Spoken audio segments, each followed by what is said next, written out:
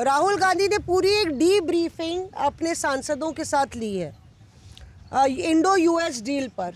और उसमें तो ऐसा हुआ, इंडो यूएस डील को लेके जब राहुल गांधी बात कर रहे थे, उन्होंने 3 पॉइंट बोले अपने सांसदों को कि ये इस चीज़ में विफल है, इस चीज़ में विफल है, ये 3 चीज़ों पर ये मुंह की खा रही है डील और मोदी ने दबाव में किया है, इस तरीके से उन्होंने बोला।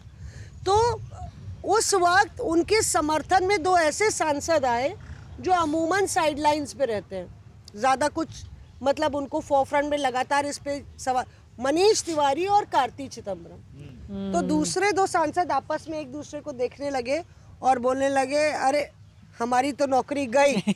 अगर मतलब कि कार्ति और मनीष तिवारी साहब अगर राइट हैंड और left hand man Rahul Gandhi के बन गए तो हम लोग तो पूरी सेना बने हुए हैं, हम लोग तो बैक रो में आ जाएंगे फिर से।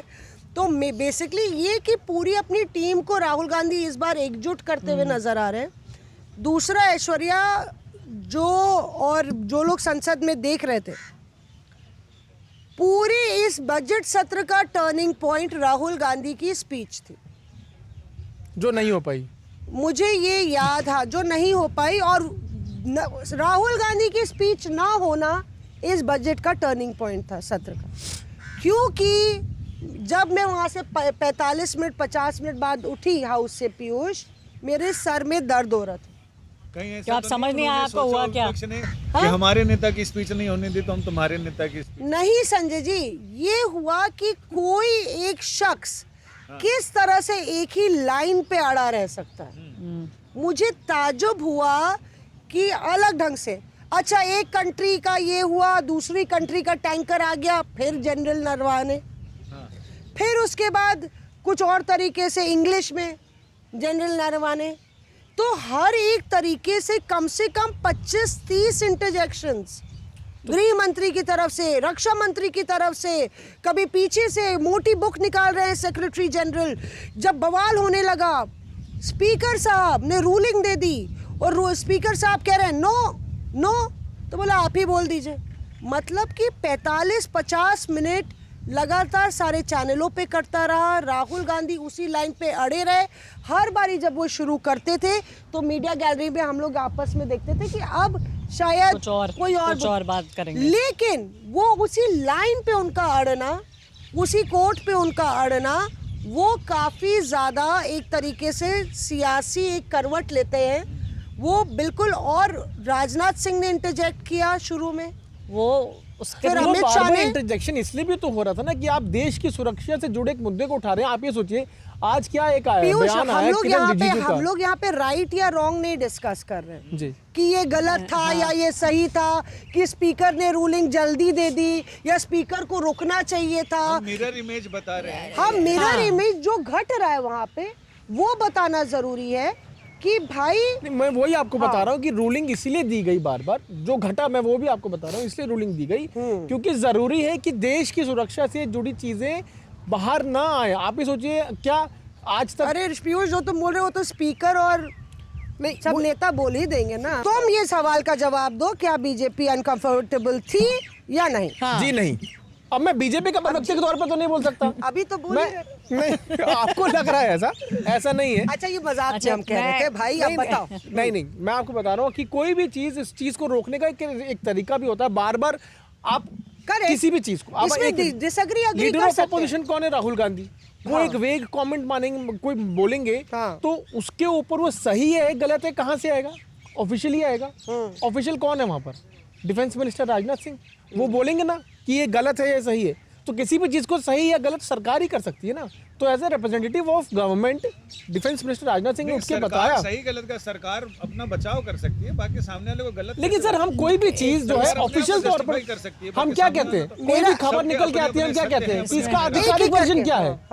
इसका आधिकारिक वर्जन क्या है? आधिकारिक वर्जन कौन देगा हमको सरकार देगी। तो सरकार आधिकारिक वर्जन दे रही है कि इस चीज़ के बारे में ये पब्लिश नहीं हुई है, लेकिन राहुल गांधी बार बार उस चीज़ को लेके आगे बढ़ रहे हैं, बार बार वो चीज़ बोल रहे हैं। तो इसका मतलब क्या है कि वो सरकार को भी नहीं सुनना चाहते। डिफेंस मिनिस्टर है वो वहाँ पर, he is not sitting in the capacity of member of parliament और BJP member, he was sitting there in the capacity of defence minister of the country. तो अब डिफेंस मिनिस्टर जो है कई वो बार बताएंगे ऐसा ना कि होता भाई है बात कि फिल्म सही रिलीज गलत नहीं क्या हो है। पाती लेकिन गाना पॉपुलर हो जाता है। ये बात तो मौसमी जो आप पूछ रही हो ऐश्वर्या, ना, इसमें मैं ये जानना चाह रही हूँ मैं बताती कि हूँ। सरकार के मन में क्या चल रहा था उस समय, क्योंकि इंटरजेक्ट करने वाले होम मिनिस्टर और आरएम थे। जब ये सब खत्म हो गया तो फिर मैं गई फर्स्ट फ्लोर पे। वहाँ बीजेपी के जितने बड़े नेता हैं वो सब, उन सब के चेम्बर्स फर्स्ट फ्लोर पे हैं। तो मैं वहाँ पे एक बहुत बड़े नेता से मिली। उनका ये कहना था कि जैसे ही राहुल गांधी ने बुक की बात करनी शुरू करी, राजनाथ सिंह जो डिफेंस मिनिस्टर है उनको ये रियलाइज हो गया कि ये अनपब्लिश्ड बुक की बात हो रही है, इसीलिए वो खड़े हुए और उन्होंने इंटरजेक्ट किया कि आप ये तो पहले बताओ कि ये बुक की जो आप बात कर रहे हो ये पब्लिश्ड है या अनपब्लिश्ड। वो बैठ गए। बीजेपी की साइड को ये लगा कि जब रूल साइट कर रहे थे स्पीकर, तो राहुल गांधी या तो इस टॉपिक को छोड़ के जो टॉपिक है उसकी बात करेंगे, या फिर वो वहीं पे उसको ऑथेंटिकेट करेंगे कि नहीं भाई मैं इस चीज़ को कर रहा हूँ। वो भी नहीं हुआ। उसके बाद होम मिनिस्टर उठे और फिर उन्होंने दोबारा वही बात बोली, क्योंकि तब तक पीछे वाले जो बीजेपी के नेता थे उन सब ने गूगल वगैरह करके चेक कर लिया था कि भाई ये अनपब्लिश्ड और अनऑथेंटिकेटेड चीज़ की बात हो रही है। उनको जो एक्सपेक्टेड नहीं था वो ये था कि रूल साइट होने के बाद भी, जो आपने भी बोला कि राहुल गांधी ने वो एक धारा पकड़ ली थी, वो उसी पे चल रहे थे। तो फिर बीजेपी को ये लगा कि अब इससे ज़्यादा तो मतलब हम ऑन रिकॉर्ड कुछ नहीं बोल सकते कि आप इसको ऑथेंटिकेट करिए। नहीं, और ये भी देखिए संजय जी, ये भी इंटरेस्टिंग है कि उस समय जो सीन था उसमें मैंने देखा कि अमित शाह पीछे मुड़े और उनके बिल्कुल पीछे अनुराग ठाकुर बैठते हैं। अमित शाह ने मुड़ के बोला, कुछ बोला तो मुझे समझ नहीं आया क्या बोल रहा अमित शाह। फिर अनुराग ठाकुर उठे, सेक्रेटरी जनरल की तरफ जाते हैं, वहाँ पे 2 रूल बुक उठवाते हैं, नीली रंग की रूल बुक होती है, 2 रूल बुक उठाते हैं, एक अमित शाह को देते हैं, एक खुद पकड़ के रूल देखने लगते हैं कि कौन सा वाला रूल है। जो रूल स्पीकर पढ़ रहे थे, वहीं निशिकांत दुबे 5 लाइन पीछे बैठते हैं, वो बाएं हाथ पे थे। तो निशिकांत दुबे वहाँ से खड़े होते हैं और वो बार बार आके अमित शाह के कान में कुछ बोल रहे थे। मतलब कि ये इस तरीके की कुछ एमपीज हैं जो एक तरीके से कान आँख नाक की तरह एक्ट करते हैं वहाँ पे ग्राउंड पे, और उधर उनकी वकालत कर रहे थे, वो तो चालू ही हो गया था, केसी वेणुगोपाल, जिनको स्पीकर ने बोल दिया आप वकील नहीं है राहुल गांधी के, तो वो खड़े हो गए कि हम सब वकील हैं राहुल गांधी के। और इसमें आप देखिए जुगलबंदी, और वही मैं श्रेया से पूछूंगी कि सबसे पहले जब राहुल गांधी बोलना शुरू करने वाले थे, उससे पहले टीएमसी जबरदस्त वेल में घुसी हुई थी और नारेबाजी कर रही थी। फिर राहुल गांधी का नाम बुलाया जाता है और कल्याण बैनर्जी हटते हैं और सीधे अमित शाह के सामने खड़े हो जाते हैं, और दिल्ली पुलिस हाय हाय या पुलिस बंग भवन में क्यों है, इस तरीके के नारे अमित शाह के मुंह पे लगाने लगते हैं। बगल में रक्षा मंत्री और उनके बगल में प्रधानमंत्री बैठे हैं। प्रधानमंत्री थोड़ी देर में हंसते हैं, मुस्कुराते हैं कि भाई हो गया, अब चले जाओ।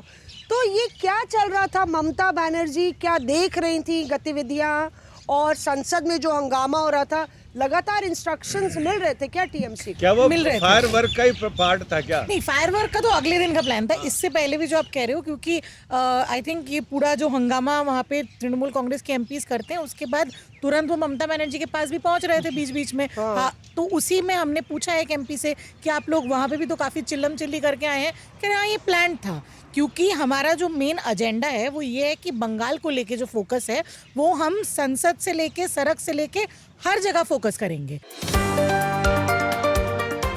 Reporters off.